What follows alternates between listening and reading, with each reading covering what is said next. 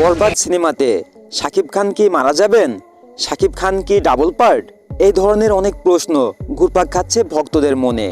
বাংলাদেশের চলচ্চিত্র জগতের নক্ষত্র শাকিব খান কিছুদিন আগে একটি অ্যাকশন দৃশ্যের সময় আহত হয়েছিলেন।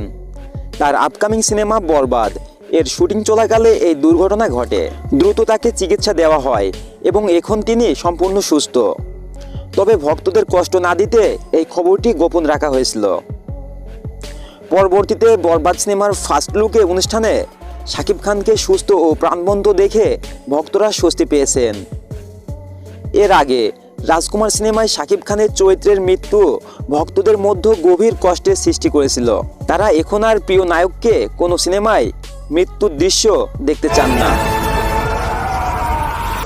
বরবাদ সিনেমায় শাকিব খানের ডাবল রোলের আভাস পাওয়া যাচ্ছে। তার কারণ বরবাদ ফার্স্ট লুকেই পরিচালক মেহেদী হাসান হৃদয় বলেছিলেন আরেকটা লুক আসতে বাকি আছে। তো যতটুকু জানতে পেরেছি শাকিব খানের ডাবল রোল থাকতে পারে। তবে শাকিব খান দুইটা রোলেই বেঁচে থাকবেন।